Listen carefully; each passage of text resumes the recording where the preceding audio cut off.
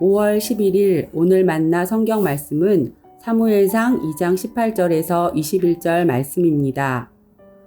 사무엘은 어렸을 때에 세마포 에봇을 입고 여호와 앞에서 섬겼더라.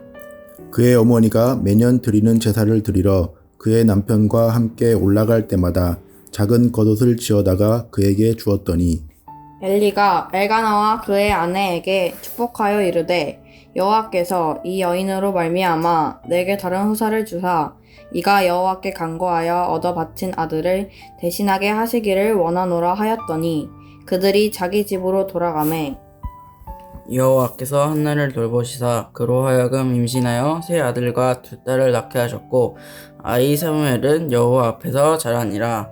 아멘.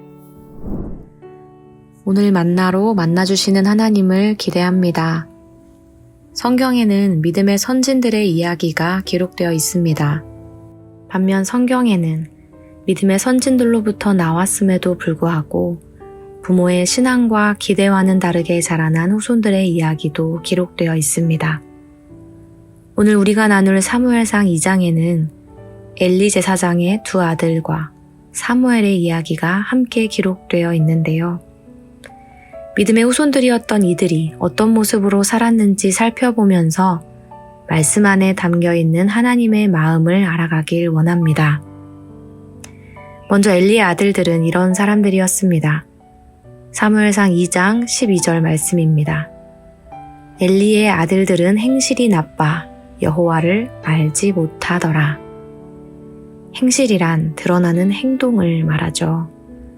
그들의 어떤 행실이 얼마나 나빴기에 여호와를 알지 못하는 자들이라 불리게 되었을까요?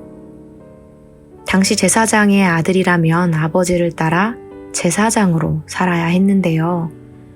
제사장들에게는 응식 규정이 있었습니다. 제사장들에게 주어지는 몫과 권리가 있었던 것입니다. 그런데 엘리의 아들들은 제물이 하나님께 바쳐지기도 전에 자기 것을 요구할 뿐만 아니라 주어지지 않은 것까지 취했습니다. 2장 13절 말씀에서는 이 두 아들의 잘못된 행동에 대해 관습이라고 표현했는데요.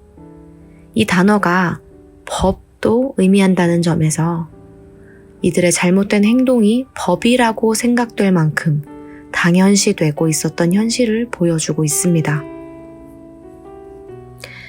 이 두 아들의 죄는 제사가 진행되는 중에 여호와 앞에서 벌어지곤 했습니다. 반면 사무엘에 대해서는 이렇게 말합니다. 사무엘상 2장 18절 말씀입니다. 사무엘은 어렸을 때에 세마포 에봇을 입고 여호와 앞에서 섬겼더라. 엘리 제사장의 아들들이 여호와 앞에서 죄를 지을 때 사무엘은 여호와 앞에서 그분을 섬겼습니다. 사무엘이 입고 있던 에봇은 제사장이 입는 옷으로 그의 어머니 한나가 매년 제사를 드리러 올라갈 때마다 아들을 위해 지어주었습니다.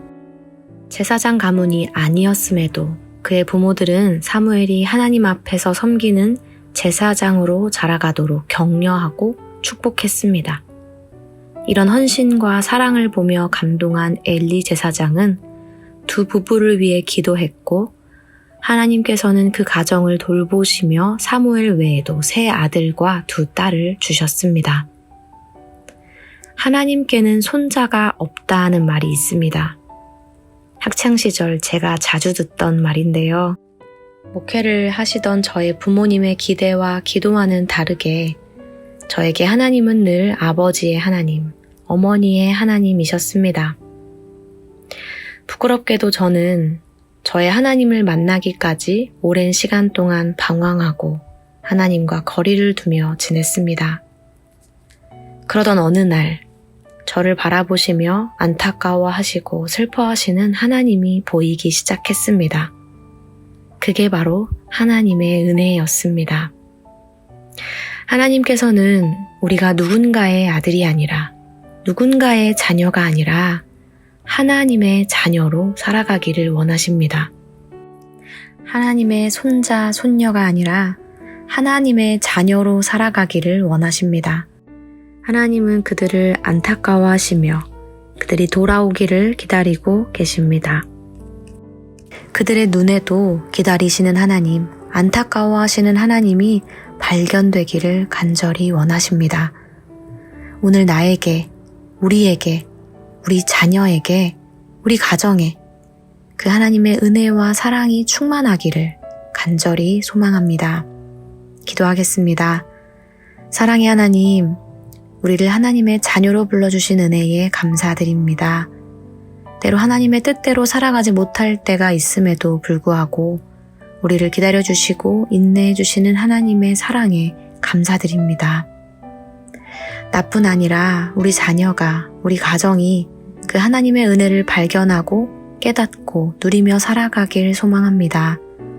하나님 앞에서 나를 바라보시는 그 하나님의 사랑에 보답하며 살아가길 소망합니다. 엘리 제사장의 아들처럼 살아가는 자들을 감동케 하여 주시고 사무엘처럼 살아가는 자들을 위로하고 격려하여 주옵소서. 예수님의 이름으로 기도하옵나이다. 아멘. 이제 2가지 기도 제목으로 기도하겠습니다.